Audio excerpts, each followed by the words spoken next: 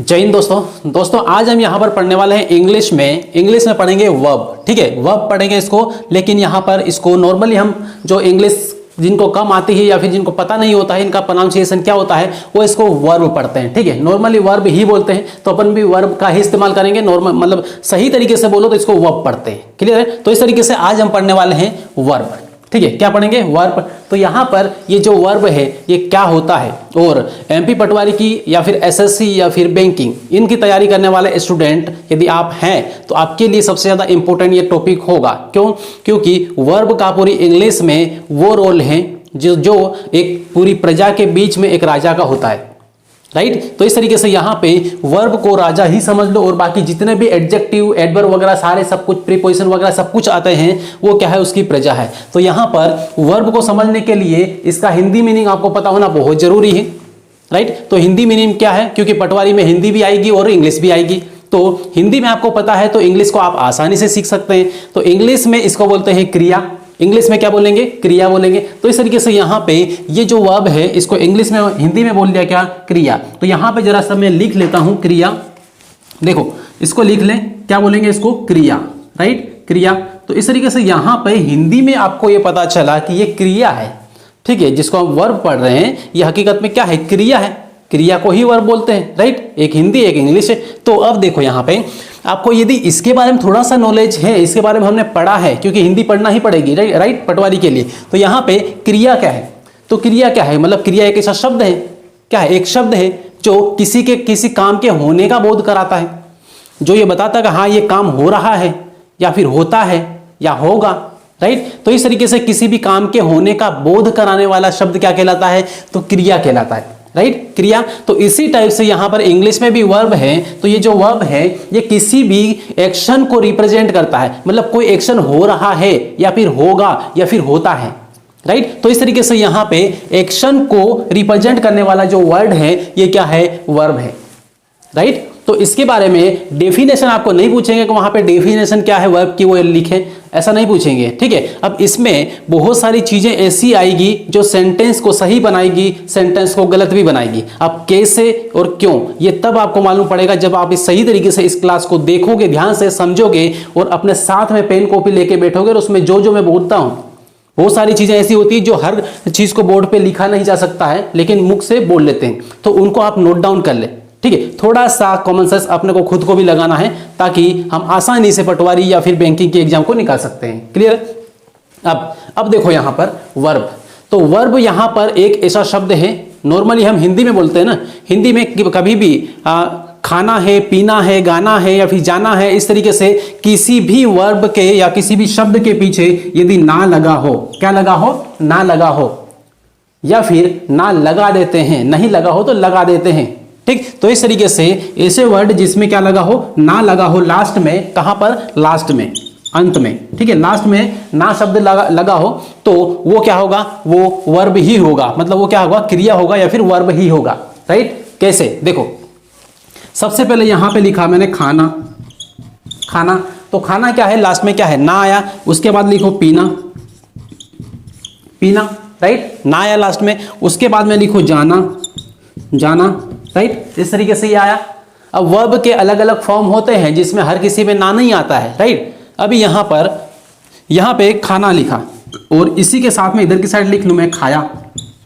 खाया, तो खाया में यहां पर ना नहीं आया लेकिन ये वर्ब है। राइट? ये यहां पर ना इसलिए नहीं आया क्योंकि खाना ये क्या है? एक प्रकार से वर्ब है और फर्स्ट फॉर्म है। वर्ब का क्या है? फर्स्ट फॉर्म है, और ये क्या है? सेकेंड फॉर्म है। अब सेकेंड फॉर्म आएगा तो उसमें ना का इस्तेमाल नहीं करेंगे। राइट? लेकिन जितने भी दुनिया के जितने भी वर्ड हैं उसमें ना का इस्तेमाल होता है। ठीक है, ना लास्ट में आता है, मतलब क्या है? वो वर्ब ही है। राइट? उसके फॉर्म अलग अलग हो सकते हैं, जब फॉर्म चेंज होगा तो फिर ना नहीं आएगा, लेकिन जो मेन है, जो V1 है यहाँ पर, जो वर्ब का फर्स्ट फॉर्म है उसमें हर किसी में ना आएगा ही आएगा। राइट? तो इस तरीके से अब यहाँ पर इसको खाना को हम ये हिंदी में, इंग्लिश में क्या बोलेंगे? तो इसको बोलेंगे इट। EAT, it. क्या बोलेंगे? इट। राइट? लेकिन यहां पर ये जो खाया बोला इसको क्या लिख देंगे? तो यहां क्या लिखेंगे? ATE। एट। क्या पढ़ेंगे इसको? Ate. Eat, ate, eaten. Third form क्या जाएगा? इटन। राइट? तो इस तरीके से V3 भी होता है, यहाँ पे V4 भी होता है। तो यहाँ पे खा चुका। ठीक है, खा चुका। इसके लिए यहाँ पे क्या लिखेंगे, तो ईटन, EATEN, ईटन, ठीक है, ईट, एट, ईटन, राइट। तो जितने भी वर्ब के फॉर्म होते हैं सारे पूरे क्लियर कराऊंगा, बस ये है कि आप ध्यान से देखते रहें, ठीक। अब यहाँ पे वर्ब क्या है, वर्ब एक ऐसी चीज है जैसे कोई बीज होता है ना, तो एक बीज को जब जमीन में लगाते हैं तो सिंगल बीज होता है, इसी टाइप से एक वर्ब है। लेकिन वही बीज जब धीरे धीरे बड़ा होता है ना, तो बहुत बड़ा विशाल वृक्ष के रूप में कन्वर्ट हो जाता है। इसी टाइप से यहाँ पे वर्ब है, स्टार्ट किया है एक वर्ब, एक शब्द से, लेकिन यही धीरे धीरे फैलता जाएगा और एक इंग्लिश के लिए बहुत बड़ी चीज हो जाएगी, एक वृक्ष के रूप में ये फैलेगा, राइट। तो इस तरीके से अब यहाँ पे लिखा है पीना। अब पीना क्या है, ड्रिंक, राइट, ड्रिंक। तो इस तरीके से यहाँ पे ड्रिंक हुआ, ड्रिंक, तो ड्रिंक लिखते हैं, लेकिन जब इसका सेकेंड फॉर्म लिखते हैं तो यहाँ पे पीना की जगह आ जाएगा पिया, ठीक है। जाना की जगह यहाँ पे क्या आ जाएगा, गया। तो इस तरीके से फॉर्म चेंज होंगे, राइट। तो आपको केवल पहचानना है, केवल पहचान रखना है, पहचान। तो कैसे पहचाने, तो लास्ट में जब भी ना आए तो समझ लो वो क्या है, वर्ब ही है। इतना समझ में आया, ठीक है। जाना है, आना है, पीना है, खाना है, जितने भी वर्ड आते हैं ना लास्ट में लगा हो, ये वर्ब। इतना क्लियर हुआ। अब इसके बाद में ये है कि ये जो वर्ब है, ये वर्ब किसी भी व्यक्ति के, किसी भी वस्तु के या किसी भी काम को दर्शाते हैं, ठीक है, कि ये काम हो रहा है, होता है। क्लियर। अब कैसे, यहां पर देख लो, यहां पे मैंने लिखा Ram goes to school, Ram goes to school, right. तो इस तरीके से यहां पे ये लिखा राम गोज टू स्कूल। इसका मतलब क्या हुआ, मतलब ये है कि राम स्कूल जाता है, राइट, राम स्कूल जाता है। तो इस तरीके से, तो यहां पर ये सबसे पहले क्या है, तो ये सब्जेक्ट है, सब्जेक्ट बोलो या फिर नाउन बोलो, राइट। इसी टाइप से इधर की साइड यहां पे स्कूल क्या है, तो ये भी नाउन है, ठीक है। नॉर्मल बोलो तो यहां पे ऑब्जेक्ट है, ठीक है, ऑब्जेक्ट इस तरीके से है। तो यहां पे जो वर्ड है ये वाला ये क्या है, तो ये है वर्ब। क्या है, वर्ब। तो गोज क्या है, वर्ब है। अब यहाँ पे दो चीजें होती है, एक होता है गो, एक होता है गोज। अब कई लोगों को इसमें कंफ्यूजन होता है, ठीक है। तो यहाँ पे गो मतलब ये क्या होता है, जाना, गो का मतलब होता है जाना, और यहाँ पे गोज लिख दिया, मतलब यहाँ पे ये वाला क्या है, ये वाला ये सिंगुलर है और ये क्या है, प्लूरल है, प्लूरल, राइट। इस तरीके से यहाँ पे इसको देखना है, ये क्या है, सिंगुलर। जब भी किसी भी वर्ब में लास्ट में एस लगा देते हैं तो वो सिंगुलर वर्ब बन जाता है। क्लियर है। तो इस तरीके से ये दोनों एक ही है, बस ये एक सिंगुलर एक प्लूरल है, ये है। अब तो ये है राम वाला सेंटेंस। अब इसके बाद में यहाँ पे ये क्या है, वर्ब है, ठीक है, क्या है ये, वर्ब। इतना क्लियर हुआ। अब इसके बाद फिर यहाँ पे मैंने लिखा कि सीता ईट या its food, Sita its food, right. तो यहाँ पे सीत लिख दिया मैंने, सीता इट्स फूड। इसका मतलब क्या होता है, सीता खाना खाती है। क्या होता है, सीता खाना खाती। तो सीता खाना खाती है, तो इसमें सीता क्या है, यहाँ पे सब्जेक्ट है, मतलब नाउन है एक प्रकार से। फूड भी क्या है, ये नाउन है, राइट। इस तरीके से अब नाउन यहाँ पे प्रोनाउन भी हो सकता है, नाउन प्रोनाउन। लेकिन ये जो बीच में एक वर्ड है इट क्या है, इट काम को दर्शा रहा है। क्या है, काम को दर्शा रहा है। गोस काम को दर्शा रहा है। गो मतलब वो क्या होता है, जाना। ईट मतलब क्या होता है, खाना, राइट। तो ये एक ऐसे वर्ड है जो किसी भी काम को दर्शाते हैं। तो ये यहाँ पे खाने को दर्शा रहे हैं और ये वाला जाने को दर्शा रहे हैं, राइट। तो इस तरीके से ये वर्ड है, ठीक। अब इसके बाद थोड़ा सा और आगे बढ़े तो ये जो वर्ब है इसके प्रकार कौन कौन से हो सकते हैं, कितने टाइप्स का ये हो सकता है। How many kinds of verb, how many kinds of verb. तो वर्ब के काइंड्स कितने हैं, प्रकार कितने हैं, इसके बारे में बात कर लेते हैं। तो सबसे पहले इसका स्क्रीनशॉट लेना चाहो तो ले सकते हैं, बाकी बहुत बेसिक चीजें हैं, राइट। तो अब इसको हटाते हैं और बढ़ते हैं आगे और इसके टाइप्स देखते हैं, राइट। सबसे पहले देखते हैं इसके टाइप्स या काइंड्स ऑफ वर्ब, ठीक है, काइंड्स ऑफ वर्ब। देखो kinds of verb, kinds of verb, ठीक है, ये है। तो काइंड्स ऑफ वर्ब का मतलब होता है कि यहाँ पे वर्ब जो है कितने प्रकार का होता है, प्रकार इसके, ठीक है। क्या बोले, प्रकार। तो सीधे एक ही वर्ड में लिख दे रहा हूं, प्रकार, राइट। ये है प्रकार, क्लियर हुआ था। अब प्रकार कितने हैं, तो यहां पर वर्ब है, वर्ब के दो प्रकार हैं। कौन कौन से हैं, तो ट्रांजिटिव और इंट्रांजिटिव, ट्रांजिटिव और इंट्रांजिटिव, ठीक है। तो यहां पर देख लो इसके दो प्रकार होते हैं। पहला लिखते हैं और इधर की साइड दूसरा आ जाएगा, राइट। तो यहां पर इंट्रांजिटिव या ट्रांजिटिव, यहां पे लिखते हैं transitive, transitive, right, verb, transitive verb, और इधर की साइड आएगा इंट्रांजिटिव, इन ट्रांजिटिव वर्ब, ठीक है, इंट्रांजिटिव वर्ब। तो इस तरीके से ये हो जाएगा, एक क्या है ट्रांजिटिव वर्ब है, एक इंट्रांजिटिव वर्ब है। जैसे हिंदी में क्रिया दो प्रकार की होती है, तो इसका मतलब क्या होता है सकर्मक क्रिया, इसका मतलब क्या होता है अकर्मक क्रिया, राइट, सकर्मक और अकर्मक। तो यहां पे लिखेंगे सकर्मक, सकर्मक क्रिया, क्या लिखेंगे सकर्मक क्रिया, और इधर की साइड इंट्रांजिटिव वर्ब का मतलब होता है अकर्मक क्रिया, अकर्मक क्रिया, ठीक है। तो अकर्मक, अकर्मक क्रिया, राइट, इस तरीके से यहां पे इसको समझना है। अब ये क्या होता है इसके बारे में थोड़ा सा डिटेल में देखते हैं, एक एक शब्द को देखेंगे, ठीक है। अब यहां पे इसके दो प्रकार हमने देख लिए, कितने प्रकार है, दो है, ट्रांजिटिव और इंट्रांजिटिव, सकर्मक और अकर्मक, क्लियर इतना। अब इसके बाद फिर यहां पे देखें तो ट्रांजिटिव वर्ब होता है, कोई सा भी ऐसा ट्रांजिटिव वर्ब आएगा सेंटेंस में इस्तेमाल होगा तो वो उसके साथ में हमेशा ऑब्जेक्ट को लेकर आएगा, ऑब्जेक्ट के साथ में इस्तेमाल होता है, राइट। मतलब बिना ऑब्जेक्ट के वो अपना अर्थ स्पष्ट नहीं कर पाता है, सही तरीके से बोल नहीं पाता, राइट, या फिर सही तरीके से समझा नहीं पाता। तो इस तरीके से यहां पे ऐसे वर्ब हैं जो अपने साथ ऑब्जेक्टिव केस को भी लेके आते हैं, या ऑब्जेक्टिव केस के बिना उनका काम पूरा नहीं होता है, अर्थ स्पष्ट नहीं होता है, तो वो जो वर्ब होते हैं वो ट्रांजिटिव वर्ब होते हैं। कौन से होते हैं ट्रांजिटिव वर्ब, इतना क्लियर है। तो यहां पर इनके साथ में ऑब्जेक्टिव, यहां पे क्या आएगा verb plus object, object, right. तो वर्ब आएगा लेकिन उसके साथ में क्या रहेगा ऑब्जेक्ट रहेगा। क्यों ऑब्जेक्ट रहेगा, क्योंकि किसी भी अर्थ को स्पष्ट करने के लिए ऑब्जेक्ट की उसको मतलब ऑब्जेक्ट का इस्तेमाल करना जरूरी है, राइट। जैसे एक व्यक्ति के, एक इंसान के, किसी एक जानवर के जिंदा रहने के लिए उसको खाना खाना जरूरी है। खाना क्या है इंसान के लिए, क्या है ऑब्जेक्ट है। इंसान को खुद को वर्ब मान लो तो खाना क्या है ऑब्जेक्ट है। तो इस तरीके से यहां पे ये है ऑब्जेक्ट, ऑब्जेक्ट, वर्ब और ऑब्जेक्ट, ठीक है। तो ट्रांजिटिव वर्ब क्या करेगा, तो ये वर्ब ऑब्जेक्ट को साथ में लेकर ही आता है, ठीक है, इसके बिना वो अपना अर्थ नहीं बता सकता है। लेकिन इसमें क्या होता है कि ये ऐसा व्यक्ति है जो बिना खाना खाए जीवित रह सकता है, राइट, इस तरीके से है, ठीक। तो इस तरीके से यहां पर ऑब्जेक्ट की जरूरत नहीं होती, ठीक है, यहां पर ऑब्जेक्ट की जरूरत नहीं होती है, ये अपने आप में अर्थ स्पष्ट कर देता है, क्लियर है। तो इस तरीके से यहां पे no object, verb plus no object, verb, verb plus no object, no object, right. इस तरीके से यहां पे इसको ध्यान रखना है, क्लियर है इतना। तो यहां पे ये इतना कंप्लीट हुआ। अब इसके एग्जाम्पल जब लेंगे हम तब अच्छी तरीके से यहां पे और क्लियर होगा, राइट। तो यहां पे सबसे पहले देखो, तो सबसे पहले यहां पे एग्जाम्पल लेते हैं। सबसे पहला ही ड्रैंक, ड्रैंक मिल्क, ठीक है, ही ड्रैंक मिल्क, ये लिखा।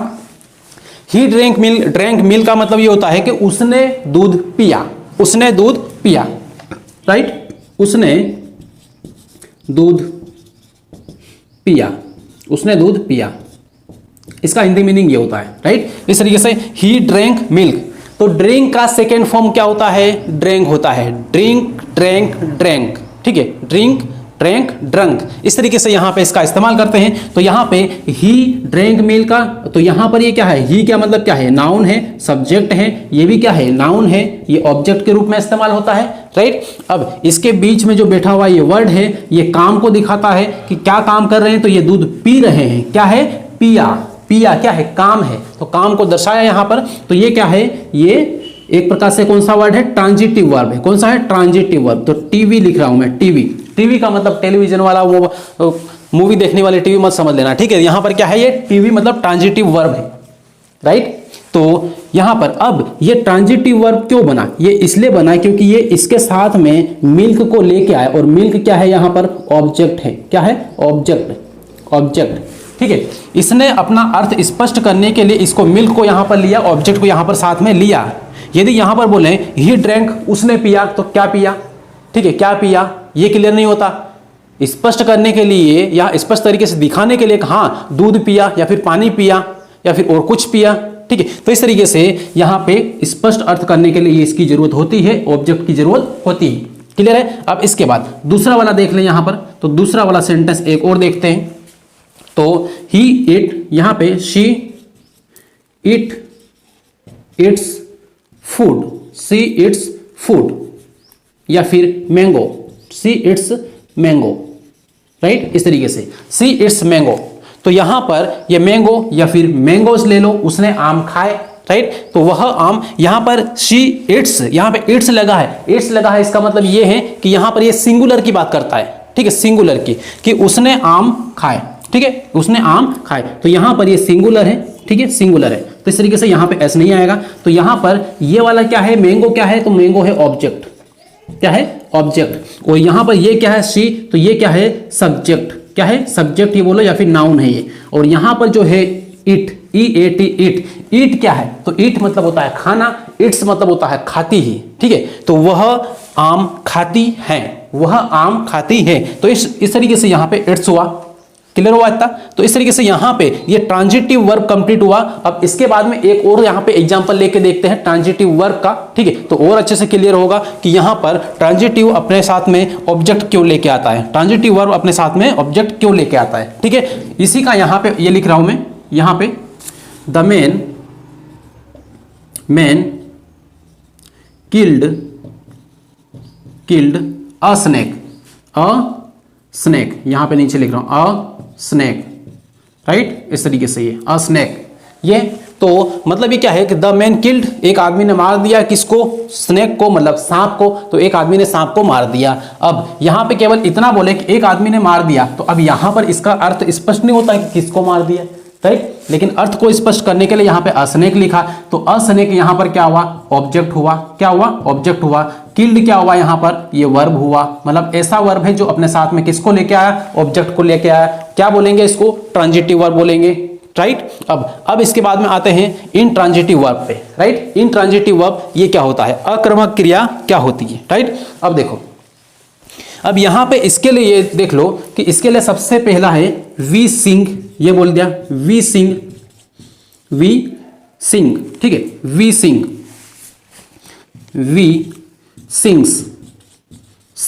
ये लिखा, ठीक है, वी सिंग्स, या फिर ये लिखा वी रन्स, ठीक है, वी रन्स।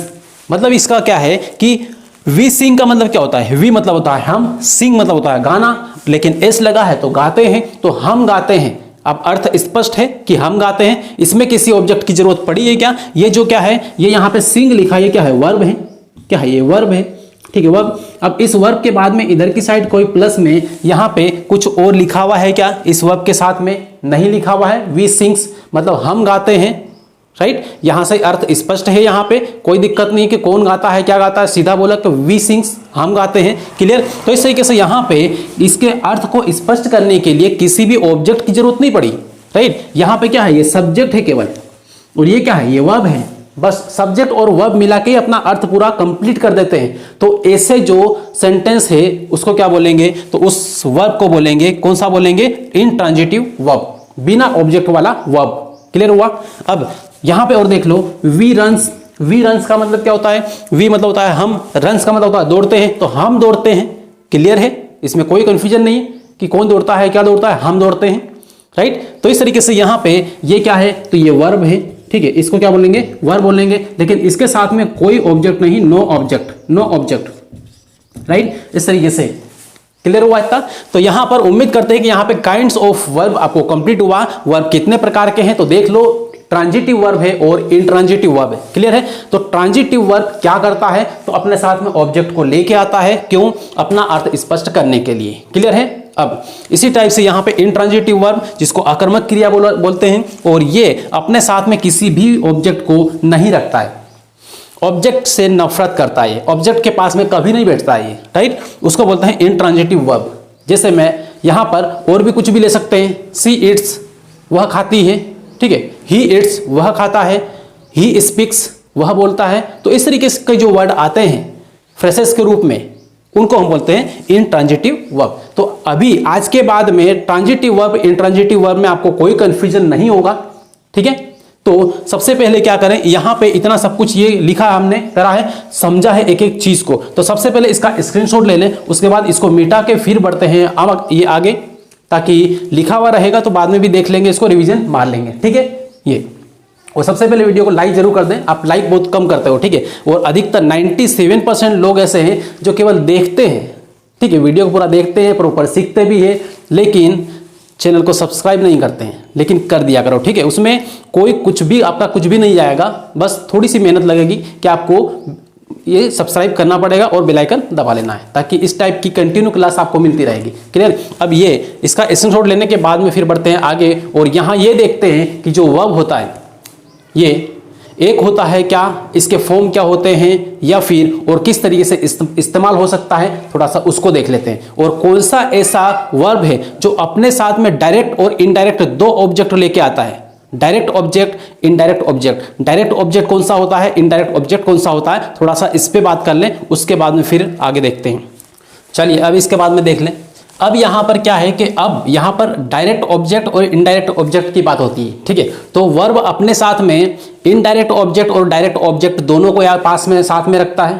ठीक है, तो कब कैसे साथ में रखेगा, पहले डायरेक्ट ऑब्जेक्ट को पास में रखेगा या फिर इनडायरेक्ट ऑब्जेक्ट को पास में रखेगा। ठीक, तो ऑब्जेक्ट क्या है ये तो आपको पता है कि वर्ब के बाद में आने वाले जो भी वर्ड होते हैं क्या होते हैं, अधिकतर ऑब्जेक्ट होते हैं। ठीक है, तो उसमें प्रीपोजिशन भी आ सकते हैं, आर्टिकल भी आ सकते हैं, इस तरीके से यहां पे देख सकते हैं। तो देखो ऐसा कौन सा वर्ब है जो अपने साथ में क्या रखेगा, इनडायरेक्ट वर्ब को पहले रखेगा, डायरेक्ट को बाद में रखेगा। तो देखो सबसे पहले ये देख लें कि यहां पर एक रूल्स के रूप में, एक नियम के रूप में मैंने यहां पे ये लिखा है कि कभी भी कोई भी सेंटेंस जब बनता है तो सबसे पहले क्या आता है, सब्जेक्ट आता है। क्या आता है, सब्जेक्ट, राइट। उसके बाद में फिर क्या आता है, वर्ब आता है। वर्ब अलग अलग होते हैं, एक मेन वर्ब होता है, एक हेल्पिंग वर्ब भी होता है, उसके बारे में बात करेंगे आगे, राइट। तो यहाँ पे वर्ब होता है। अब वर्ब के साथ में यहाँ पे इनडायरेक्ट ऑब्जेक्ट आता है। नॉर्मली इनडायरेक्ट ऑब्जेक्ट वर्ब के जस्ट बाद में आता है और फिर आता है डायरेक्ट ऑब्जेक्ट, राइट। 90% केस में यही होता है, लेकिन 10% केस में यह भी होता है कि वर्ब के बाद में डायरेक्ट ऑब्जेक्ट आता है और फिर बाद में आता है इनडायरेक्ट ऑब्जेक्ट। कैसे कैसे, तो सेंटेंस के हिसाब से यहां पे समझेंगे। ठीक है, देखो सबसे पहला यहां पे देखा है, she gave me an apple. She gave me an apple मतलब उसने मुझे एक एप्पल दिया। ठीक है, कोई लड़की की बात हो रही है, कोई लड़की है जिसने मुझे एक एप्पल दिया, तो she gave me an apple, right, इस तरीके से। तो अब यहां पे आप देखो तो सबसे पहले क्या है, सब्जेक्ट है, ये सब्जेक्ट है यहां पर। ठीक है, ये क्या है, सब्जेक्ट है, राइट। उसके बाद क्या आता है, वर्ब आता है। तो यहां पे गेव क्या है, तो गेव है यहां पे वर्ब। क्लियर है। उसके बाद फिर यहां पर ये क्या है, एम ई मतलब मी। ठीक है, मी क्या है, ये ऑब्जेक्ट है। आई का ऑब्जेक्ट क्या होता है, आई का ऑब्जेक्ट होता है मी। ठीक है, आई का ऑब्जेक्ट क्या होता है, मी। तो इस तरीके से यहां पे मी क्या है, तो ये है ऑब्जेक्ट, राइट। और बाकी यहां पर फिर ये क्या है, तो ये भी क्या है, ऑब्जेक्ट। दो ऑब्जेक्ट यहां पर है, लेकिन ये वाला जो ऑब्जेक्ट है ये इनडायरेक्ट है। क्या है, इनडायरेक्ट। और ये वाला क्या है, डायरेक्ट ऑब्जेक्ट, डायरेक्ट, राइट। तो इस तरीके से यहां पे इस सेंटेंस में डायरेक्ट और इनडायरेक्ट दो चीजों को यहां पे बताया है, डायरेक्ट ऑब्जेक्ट और इनडायरेक्ट। थोड़ा सा ये समझ लें इसको कि यहां पे डायरेक्ट ऑब्जेक्ट और इनडायरेक्ट ऑब्जेक्ट किसको रिप्रेजेंट करते हैं, किसको दर्शाते हैं ये। ठीक है, ये कहना क्या चाहते हैं, थोड़ा सा ये देख लें तो और भी क्लियर हो जाएगा। तो देखो जहां पर मी लिखा है या फिर जहां पर इनडायरेक्ट ऑब्जेक्ट आता है, तो इनडायरेक्ट ऑब्जेक्ट हमेशा व्यक्तिवाचक होता है, व्यक्तियों को दर्शाता है, राइट। किसको दर्शाता है, व्यक्तियों को। तो यहां पे ये लिख के रख लेना है कि जो इनडायरेक्ट ऑब्जेक्ट होता है, ये वाला इनडायरेक्ट ऑब्जेक्ट ये व्यक्तिवाचक होता है, वाचक। इसका मतलब ये है कि ये व्यक्तियों को दर्शाता है। और यहां पर डायरेक्ट ऑब्जेक्ट, तो डायरेक्ट सीधे सीधे किसी वस्तु को दर्शाता है। तो वस्तुओं को दर्शाने वाला जो ऑब्जेक्ट होता है वो कौन सा होता है, डायरेक्ट ऑब्जेक्ट। तो यहां पर क्या है, वस्तुवाचक, राइट। तो इस तरीके से यहां पे इसको ध्यान रखना है। यदि इतना आपको समझ में आ गया, आपके माइंड में इतना बैठ गया कि जो डायरेक्ट ऑब्जेक्ट होता है ये किसी न किसी वस्तु को दर्शाता है, तो आप सेंटेंस में एकदम सही मतलब वो करोगे, सही निशान लगाओगे कि ये सही है या फिर गलत है, राइट। तो इस तरीके से यहां पे, और ये है इनडायरेक्ट ऑब्जेक्ट। तो अब देखो यहां पे जो मी है, मी मतलब क्या है, मुझे। मी मतलब क्या होता है, मुझे, राइट। तो मुझे एक मतलब क्या है, इंसान को एक व्यक्तिवाचक ये शब्द है, तो व्यक्ति को दर्शाता है, राइट, इसी टाइप से। लेकिन यहाँ पे एन एप्पल, एप्पल क्या है, वस्तु है, राइट, क्या है, एक वस्तु है, तो वस्तु को दर्शाने वाला ऑब्जेक्ट कौन सा है, तो ये डायरेक्ट ऑब्जेक्ट वस्तु को दर्शाता है, ठीक है। इनडायरेक्ट ऑब्जेक्ट व्यक्ति को दर्शाता है। इतना क्लियर हुआ।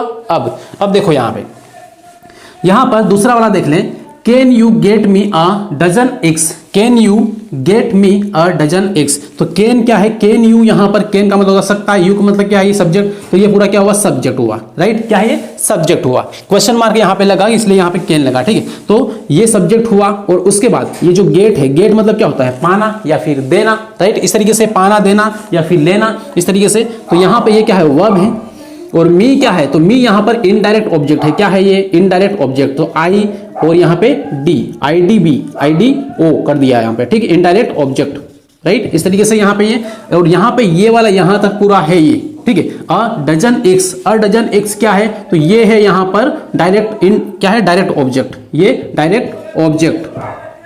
तो अब इसके बाद ये दो सेंटेंस, इनसे इतना आपको क्लियर हुआ कि यहां पर ये जो आगे वर्ड आएंगे कौन से आएंगे, इनडायरेक्ट आएंगे, और ये किसको दर्शाएंगे, व्यक्ति को दर्शाएंगे, ठीक है। तो इसका मतलब ये इनडायरेक्ट जो ऑब्जेक्ट होते हैं वो पहले आते हैं, ठीक है। जैसे जस्ट वर्ब के बाद में क्या आता है, इनडायरेक्ट ऑब्जेक्ट आता है, उसके बाद लास्ट में क्या होता है, जो वस्तुओं को दर्शाने वाले हैं ये डायरेक्ट ऑब्जेक्ट यहां पे लास्ट में आते हैं। इतना क्लियर हुआ। अब यहां पर ऐसा भी हो सकता है कि डायरेक्ट ऑब्जेक्ट पहले आ जाए और इनडायरेक्ट ऑब्जेक्ट बाद में आ जाए।